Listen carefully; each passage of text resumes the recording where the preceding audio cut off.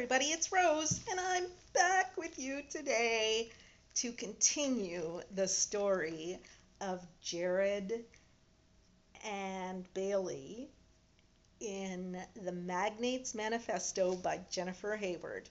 If you're here with me at Chapter 8, it means that you've heard all the stuff that I usually put into my intros, so I'm going to keep this short, and I'm going to make it for people who are just joining me today for the first time. This is Chapter 8 of a 13-chapter book. If you want to listen to Chapters 1 through 7, just go up into the top right-hand corner, and there you'll see a little eye, and you'll be able to click on the eye, and it'll take you to the playlist for the previous videos.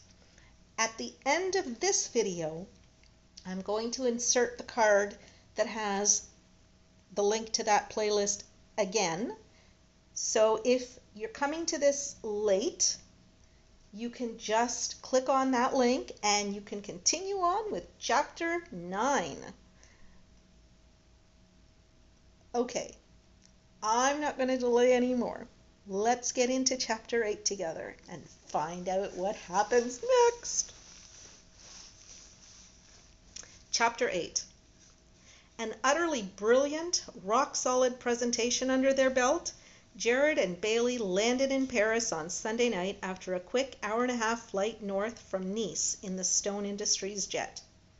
A car picked them up from the terminal and whisked them into the city, lights sparkling from every vantage point as dusk fell. Jared studied the play of color across the Seine as they neared their hotel in the left bank, thinking the City of Light was so much more appropriate a descriptor than the City of Love. For one thing, he thought, mouth twisting, love was a myth perpetuated by all the romantics of the world. Secondly, there was no city as gorgeous as Paris at night. He watched Bailey once again play 20 questions with their driver, asking him about the city landmarks. "I don't know what love is," she'd said. "I've never had it, so how would I? I'd settle for a man who respects me, a man who tells me the truth, one who wants me for who I am." He pursed his lips and stared out at the elegant facades of the historic buildings that lined the river. Bailey was everything a man in his right mind would want in a woman: intelligent, stunningly beautiful, interesting, and desirable. How had one not snapped her up, pushed his way past that impenetrable facade, tapped into that wistfulness she kept hidden so well? Had the life she'd led made her bury it that deep? He put it out of his head as the car whipped around a corner and pulled to a halt in front of their elegant old hotel. It was exactly that vulnerability, the fact that she was untouched, that was going to keep him 100 paces from her at all times if he knew it was good for him. Their takeoff spot had been delayed in Nice, which meant they had less than an hour before they were due at the dinner that had been organized for them and their Garrig counterparts. Enough time to check into the hotel, change, and go. Jared left Bailey to shower and dress in the suite that adjoined his, and did the same. He had showered and was pulling on his shirt when a knock came at the connecting door. He strode over and pulled it open, finding a fully dressed, toe-tapping Bailey on the other side. Her gaze moved over his chest, down over the muscles of his abdomen in a caught-off-guard perusal that couldn't be mistaken for anything but total appreciation. It made his vow to avoid anything that constituted lust between them snag in his throat. "I just need a tie," he muttered, turning around and putting distance between them. Bailey walked in and strolled to the Juliet balcony to look out at the lights. "It's so beautiful at night." Jared did the buttons of his shirt up. "One of my favorite cities in the world." "Which you will never enjoy on your honeymoon because you're never getting married. How sad for you." "How forward-thinking of me," he retorted. "I can bring my girlfriend here instead of paying for divorce proceedings." Her throaty laugh did strange things to his stomach. "You think you're so tough, Jared Stone," she murmured as she turned around. "But you're really not. You know that." He elected not to respond. She was in white tonight. A simple, classy, knee-length dress that made the most of her curvaceous figure, hair up in a sleek chignon that left her beautiful neck bare. His strict, no-virgin policy should have shielded him from the desire to bury his mouth in the exposed hollow between neck and shoulder. Unfortunately, his body wasn't following his strategic plan. Biting out a curse, he whipped the tie around his neck and tied it with the quick efficiency of a man who hated that particular accessory. He was not having her. Bailey surveyed him with a critical eye, walked toward him with a purposeful movement that set his pulse into overdrive. He yanked in a breath as she came to a halt in front of him and pushed his hands aside. "Your tie is crooked." As disheveled as his mind, he thought. He kept his hands by his sides while she undid the tie, set it back around his neck, and retied it, her technique smooth and flawless. Her perfume drifted into his nostrils, the curves he was almost going crazy not touching, so close he would only have had to take a step to feel her against him. "How did you," he murmured roughly, "learn to tie a tie so well with no lovers in your life?" She pursed her lips as she finished it off. "Etiquette training." "Etiquette training?" He stared at her as if he hadn't heard that. "As in Pygmalion?" She smiled. "If you want to put it like that." "Why?" Rosy color stained her cheeks. "I grew up dirt poor with no idea how to function in society, Jared. I was a stripper.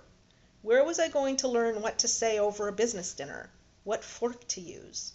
I might have gotten an MBA, but it in no way prepared me for any of that. So I had someone teach me." "Right." His heart contracted just a bit. Every time he built a wall against her, she disarmed him. She said something like that and reminded him just how vulnerable she was under that tough exterior. It made him want to hold her and never let go. "Jared," she bit her lip and stared up at him, and God help him, he almost snared that luscious mouth under his and did what he wanted to do. But that was absolutely, definitely not happening. Not tonight when he needed his wits about him, when he needed to win this deal. "We need to go," he announced abruptly, stepping back. "We're already late." The hurt he seemed to be a professional at putting in her eyes gleamed bright. He ignored it and shoved his wallet into his pocket. "The car's waiting. Let's go." The seafood restaurant on the Rue de Rivoli was packed with people on the warm, steamy Paris night. The maitre d' led them to the chef's table at the back of the restaurant, with its much-in-demand view of the bustling, sparkling kitchen in which white-coated chefs worked in symphonic precision. They were the last in the group of 7 to arrive. Their competition, John Gehrig, the CEO of Gehrig Electronics, rose to introduce himself, his wife, Barbara, and his vice president of marketing. Gehrig was a warm, friendly Midwesterner in his early 50s whom Bailey couldn't help but instantly like, as was Barbara, who was utterly charming as his feminine counterpart, and apparently whip-smart as Gehrig's legal counsel. She moved to greet David, then Alexander, who was superbly dressed in a gray suit and navy shirt, drawing more than one set of female eyes as he stood.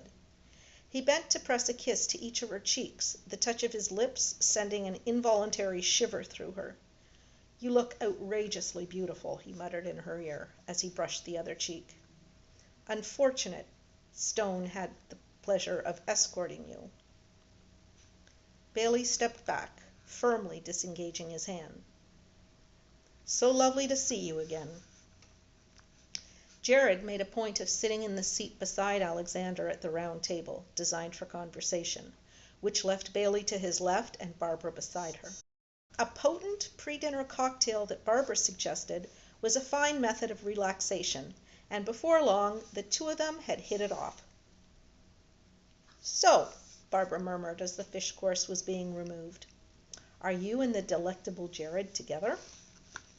She shook her head. "What made you think that?" "The way he looks at you, like he'd like to have you for the main course. You might want to address that." Or not, Bailey thought. "And then there's the dark and dangerous Alexander," Barbara mused. "Uncatchable, say the tabloids." Bailey wondered for the millionth time why he was fixated on her. Surely the man could have any woman with his looks and fortune. Jared asked her a question, claiming her attention with a touch of his hand on her arm. It was a gesture that did not escape Alexander's attention because he had been watching her like a hawk all night. Bailey leaned into Jared and contributed her thoughts on the changing retail climate. Alexander tracked the movement. That she heartily enjoyed the constant touching when she was supposed to be hating Jared was a matter she didn't care to examine too closely. It was all an act for Alexander's benefit, of course. Dinner stretched on, Parisian style, with course after course of delectable French food. More bottles of 20-year-old wine were consumed than Bailey could count, accompanied by enough business talk to make the night worthwhile, but not so much it impinged on the very civilized French way of taking the time to truly savor a meal. Talk turned to port when a cheese plate was placed on the table to finish. D.O.D.O and Jared, both huge fans of the intensely flavored wine, were invited down to the cellar by the owner to choose their selection. While the Garrigs went out for a smoke and their VP left to make a call, Bailey excused herself to use the ladies' room rather than be alone with Alexander. She took her time, but when she returned to the table, Alexander was still its only occupant. Jerking her head around, she found the Garrigs chatting to a couple at another table. Alexander stood. "Sit down, Bailey. I don't bite." "Yes, you do," she wanted to say. But rather than cause a scene, she did sit. Alexander picked up his wine, lowered himself into his chair, and took a sip. "How did your strategy session go? Ready for Tuesday?" She nodded. "I think you'll be very happy with the final plan." "Good." He set the glass down. "Jared may be a maverick, but his vision is right." Her gaze met his warily. "I'm glad you realize that." His slate gray eyes glittered. "Why didn't you take me up on that offer in Vegas, Bailey?" She swallowed. "It wasn't personal. I never fraternized with customers." "Yet you fraternize with your boss." Warmth flooded her cheeks. "Jared and I don't have a relationship." "Oh, come on, Bailey. You're infatuated with him. If you're not sleeping with him now, you will be." Her blood pressure skyrocketed. "Pick a more appropriate topic or I will leave the table." "It's fine, you know," he continued. "I only want one night. Think of it like this. My Vegas proposal, except this time you don't get $50,000. You get to save your boyfriend's deal." Her jaw dropped open. "Why? Why me, Alexander? You could have any woman you wanted." He nodded his head toward Jared's chair. "I want what he has. I want what I've wanted from the beginning." She shook her head at the direct, unhesitating stare he leveled at her. The man was a sociopath. His gaze narrowed. "For a woman who's stripped for a living, you are very naive, Bailey. I want the fantasy. I want what you were selling on that stage, but I want it for me. To know when I sink myself into you, I have what none of them had." Bailey stood up on shaking legs. "You are insane." "No," he said, underlining the word. "I know what I want." He nodded his head toward the back of the restaurant. "Sit down. They're coming back." She turned and saw Jared and D.O.D.O winding their way through the tables, Jared's gaze pinned on her. She sank back into her chair. Don't make a mess of this for Jared, Alexandra muttered as the din of the restaurant buzzed on around them. Think about it. She wasn't actually sure what happened the last hour she sat there in a frozen state. The port was consumed, the cheese eaten by connoisseurs other than herself, and somehow the evening ended. Alexander offered to drive them back to their hotel, and rather than be rude, Jared accepted. When the Frenchman had dropped them off and they were in the elevator riding up to their rooms, Jared crossed his arms over his chest, the hot and bothered look to him suggesting he wasn't so under control. What happened with Alexander at the table? She leaned back against the wall of the lift, her head spinning. He told me if I took him up on his offer from Vegas, I could save your deal. His head jerked back. What? She swallowed hard. He said your vision was the future, and we were the right choice, but that I could seal the deal by sleeping with him, that he only wanted one night. His nostrils flared, his fingers flexing around the metal bar that surrounded the lift. She was half terrified he would stop the car and go after Alexander from the coldly furious look on his face. Instead, as the lift stopped at their floor, he stepped out, held the door for her, and stalked toward their rooms. Your card, he barked, taking it and opening the door. It was a good 2 or 3 moments before he spoke. What else did he say? She lifted a trembling hand to her cheek. I asked him why. He said he wanted the fantasy, that when he was deep inside me, he would have what none of the others had. She stared at him. God, Jared, he's sick. He was so still, so absolutely still, she could feel her heart pounding in her chest. It throbbed once, twice, 3 times before he took a deep breath and started toward her, his hands cupping her jaw. He's a megalomaniac who thinks he can have anything he wants, Bailey, but he will never put his hands on you. I promise you that. She was shaking. He folded her against his chest and held her there, his hands in her hair. He's bluffing. She shook her head. He brought in Gehrig. Gehrig was a natural choice. They're an extremely hot brand. I'm surprised they didn't include them from the beginning. It was a smart move on Alexander's part. She pushed away. You need to send me home, Jared. This is crazy. Not happening. We have Project X. It's going to win this for us. We stay the course, Bailey.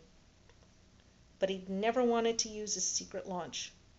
They had a whole strategic plan built around the products that involved an array of global partners, and now he was messing with that because of her past. She stalked past him to the closet, pulled her suitcase out, and started throwing clothes in. What the hell are you doing? She spun around. I have to go. It's the only way. If I'm gone, Alexander might lose interest and play fairly.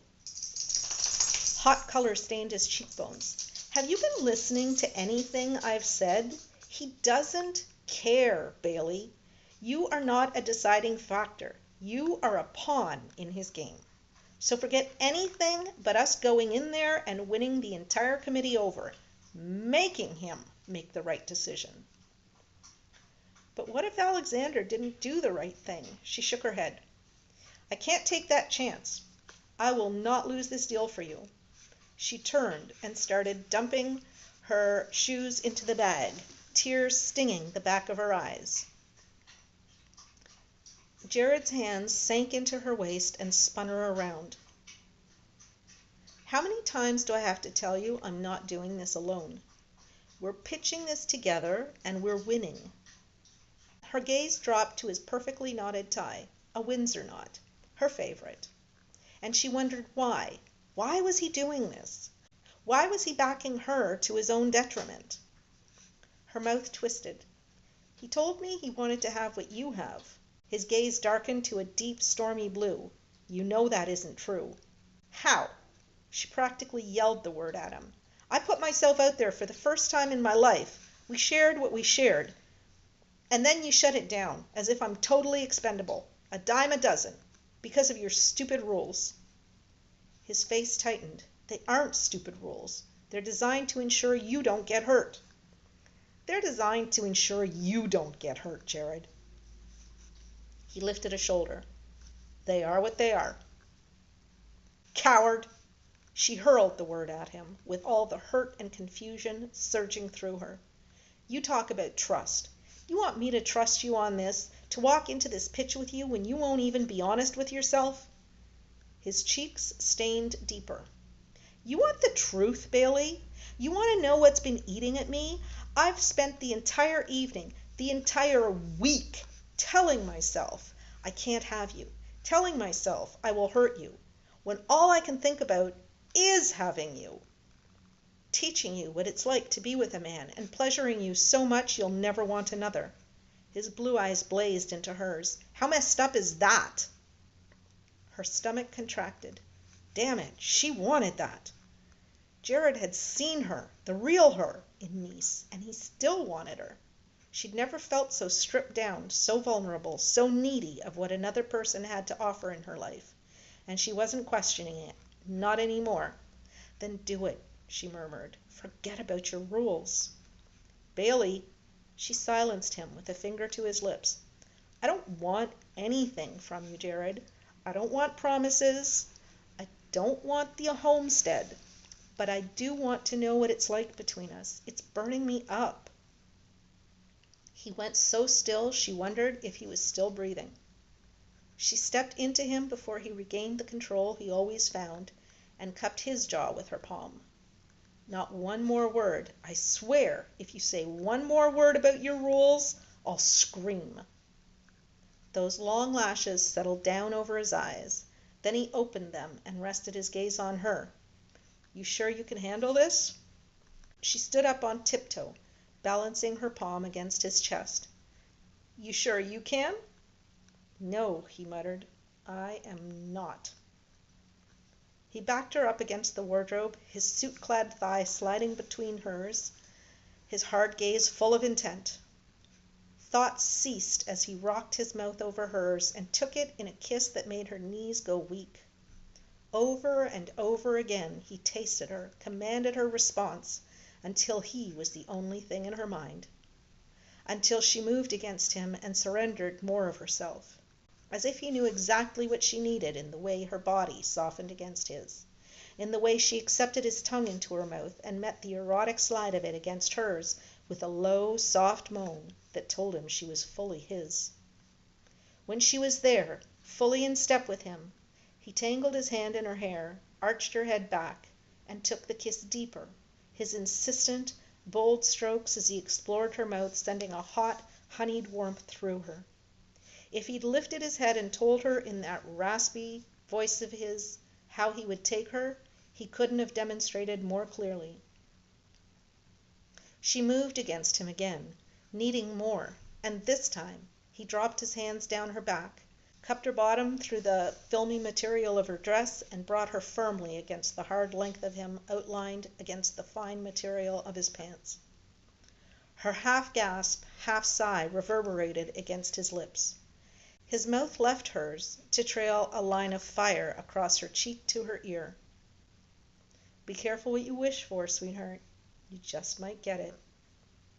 His fingers splayed across her bottom and moved her against him in a delicious slide of the hard, thick length of him, and intimidation faded on a wave of pure, unadulterated lust. She'd heard the other girls in the club going on about their sexual escapades as they dressed before a shift, but the way Jared made her feel was insane. He trailed kisses down the length of her neck to the spot at the base that made her crazy, made her squirm. Jared lifted his head with a curse, sank his hands into her waist, and turned her around so her palms were flat against the wardrobe. Enough of that if we're making it anywhere near where we're supposed to. The rough tone of his voice sent a tremor through her. Being pressed up against the wardrobe made it tunnel deep inside her. He lifted her hair away from her neck and resumed his kisses with a slide of his lips against her nape. The soft rasp of her zipper as he multitasked filled the air. The warm breath from the French doors slid across her skin, as he pushed the dress off her shoulders and let it fall in a swish of fabric to the floor. But it was Jared's hands and lips as they worked their way down her back that had her full attention, making her arch into them and plead for more. She drew in a breath as he sank to his knees and pressed kisses against the rounded curve of her bottom. His hands were reverent, sure on her skin, as if he wanted to memorize every inch of her. Fire lit her belly, licked at her nerve endings. She was sure she wanted him to, and then he turned her around. His gaze swept up the length of her, from her legs still clad in high heels, over the curves of her hips and breasts encased in the barest hint of lace, and finally to her face. By the time he got there, she was flushed with self-consciousness and excitement so intense her breath came in short pulls, which deteriorated into no breath at all when he slid his fingers underneath the thin strips of silk that held her barely there panties in place and stripped them off. Her legs went another step toward jelly. If she'd hoped he'd lavish the same attention on her that he had on his knees and niece, it wasn't to be found as he stood, anchored her against the door, and brought his mouth back to hers. "You are so gorgeous," he murmured against her lips. "My words aren't working." She melted, figuratively, of course, because she was still standing when he slid his palm up the inside of her thighs and pushed them apart. Still standing when he cupped the heat of her in his palm, in an overt claim of ownership that had her pressing her hands against the wood to keep upright. Her mouth stilled against his, her gasps filling the air as he stroked her. She was hot and wet for him, so turned on she thought she might come apart with the lightest touch. But he claimed her with the slide of his finger instead. "You'll come with me inside of you this time," he muttered, "and not before." Bailey tried to keep her head, but there was no fighting the mind-numbing pleasure he gave her with the firm strokes of his hand. He urged her thighs wider and slid another finger inside her, stretching her, preparing her. It was so good she could have screamed with the pleasure of it, but he stopped before she could. "There will be a bed this time." He slid his palm to the small of her back and gave her a gentle push toward it. "Maybe not the next." She sat on the queen-size bed as he stripped off his clothes and revealed the incredible body she'd seen in swim trunks, but never in tight black boxers that emphasized how very well endowed he was. Apparently, the jokes had been true, she acknowledged with a hellishly dry mouth. Maybe she wasn't so wise to choose him as her first. If there was any way Jared could have gotten his clothes off faster, he would have. Bailey's unabashedly intent look as he undressed, as if he was putting on a show for her pleasure, did something serious to his insides, left his composure hanging by a thread. And if he'd ever needed composure, now was the time. He'd never taken a virgin, had no idea what made it a better experience for a woman. Add to that the fact that he'd never wanted anyone as much in his life as he wanted Bailey right now, and there were all sorts of ways this could go. Blocking his mind to anything but her, he moved to the bed and took in how outrageously, spectacularly beautiful she was, clad only in a lace bra, curled up with those never-ending legs beneath her. But it was her face that held him, utterly vulnerable, yet tough at the same time. It was a combination he found irresistible. He sat down on the bed and pulled her into his lap, turned her so her knees were on either side of him and they were face to face. "I have no idea how some man hasn't persuaded you into bed with him before now, but at this moment I'm glad of it." She blinked. "That's quite an admission, Mr. Manifesto." His lips curved in a wry smile. "I think my rule book's been gone for a while." He watched her process that, lifted her hair away from her shoulder, and took a mouthful of smooth, silky skin, scoring the surface of the elegant curve with his teeth. He was so hard, so hot for her, It took all his willpower to go slow. But that was what she needed, and that was what he was going to give her, even if it killed him. He slid his lips lower to the swell of her breasts above the lace. She moved her shoulders to help him as he slid the straps of her bra down and stripped it off. His hands moved over the weight of her silky, creamy flesh and cupped her breasts in his palms. She was so perfect, so exquisite. Her shaky sigh as he brushed the pads of his thumbs across her rose-tipped nipples almost undid him. "You ready for me?" he murmured against her mouth. "Because I need to have you now." The way she blindly sought his mouth, wound her fingers in the hair at the nape of his neck, was all the impetus he needed to turn and push her back onto the bed. Her gaze was steady, trusting him completely as he ran his palm down her stomach and reclaimed the heat between her thighs. "I need a condom," he rasped, a last sane thought entering his head. "I'll be right back." Her delicate fingers grasped his arm. "I've been on the pill for years for cramps." That was all the incentive he needed to slide his fingers inside her again, his smooth, rhythmical movements increasing in tempo as he brought her to a feverish, desperate state that would make his possession better for her. When she was twisting, writhing under him, and begging for more, he stripped off his boxers and moved between her thighs. He captured her hands in his and pressed them back against the bed above her head, so their fingers were entwined and their eyes locked. "I'm right here," he murmured. "Every step of the way.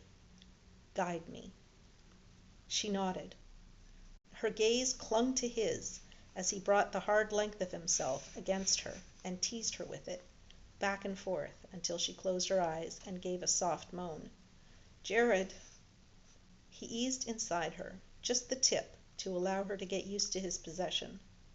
She was tight, incredibly tight, and he shook with the control it took to stay there and not move. "Breathe," he instructed huskily. Her chest rose as she did, depressed and rose as she took in another puff of air, and he felt her relax around him. He eased deeper, her flesh clenching him, accepting him and rejecting him at the same time. "Bailey," he demanded roughly, "you okay?" She nodded. "You feel amazing." His soft curse split the air. "Wrap your legs around me, sweetheart. I need more." She did, and he pushed deeper, a fraction at a time, stopping to let her adjust as he went. Finally, he reached the barrier he'd been waiting for, felt her flinch beneath him.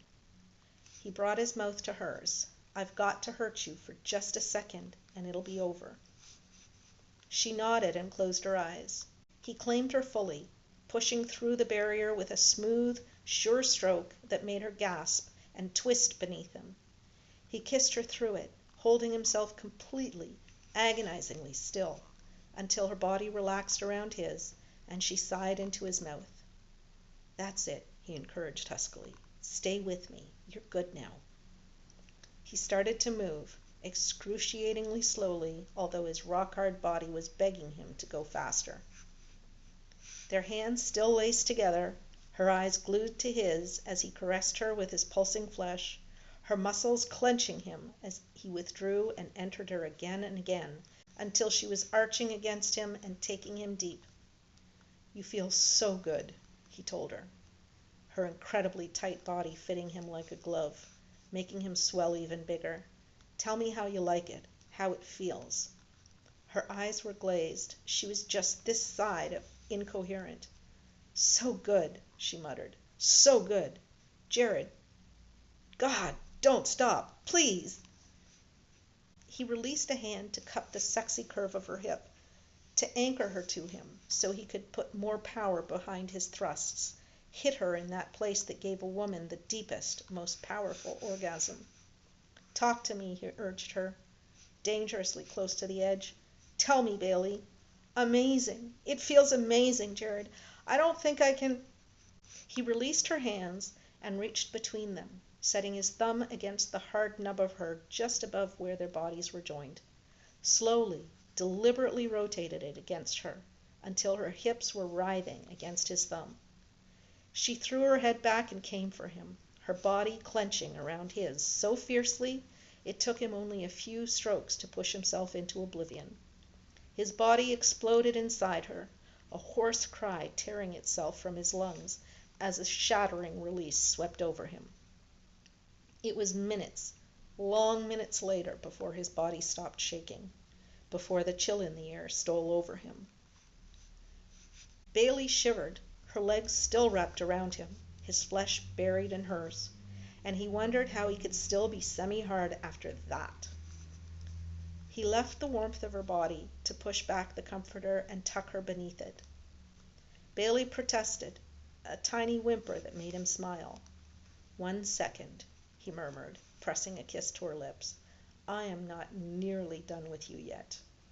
He found a bottle of water on the dresser and drank half of it down while he quite frankly tried to compose himself.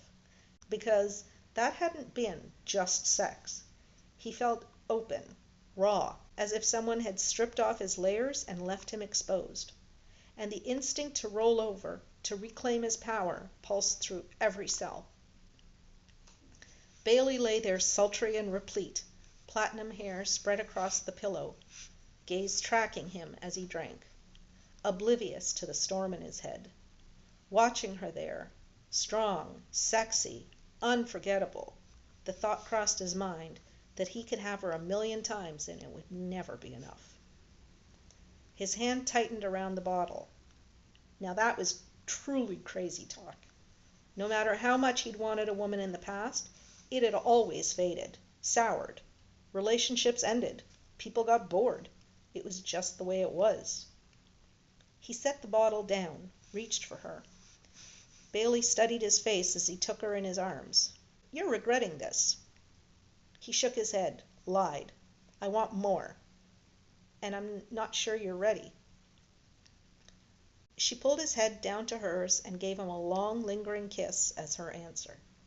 It was all the encouragement he needed to stir to life. He curved his hand around her shoulder, slid it down to press against her shoulder blade, and turned her over. "Jared," she murmured, a question in her voice. "I want you this way," he told her softly, pushing her hands apart and moving over her. It was testament to the trust they'd built that she stayed there, her breath picking up in rhythm as he nudged her knees apart, moved between them, and pressed open-mouthed kisses from the top of her spine to her waist. When she was fully relaxed and supple beneath him, he slid his hands between her legs and stroked her damp flesh. "Okay?" "Yes," she moaned, shifting her legs farther apart, pushing up against his touch. It was all the invitation he needed to slide an arm beneath her, lift her, and push inside her hot, welcoming flesh with a smooth thrust. This time he could move slower, build it up, enjoy every centimeter of her undeniably sweet body. When she dug her fingers into the comforter and came with a guttural moan, as if the control he was exerting over her turned her on as much as it turned him on, it destroyed him completely. She was more than a match for him in every way. He set a palm to the small of her back, held her where he wanted her, and chased his own blindingly good release. When it came, tightening his limbs, sweeping through him like the lazy aftershock of a powerful tremor, he knew he'd never experienced such pleasure. Bailey tucked into his side, curved against his warm body as the filtered Paris moonlight carried them off to sleep. His denial grew weaker. It was useless to pretend even for a second that nothing had changed, because everything had. And that, my friends, is the end of Chapter 8. I'll be back to you with Chapter 9 as soon as possible.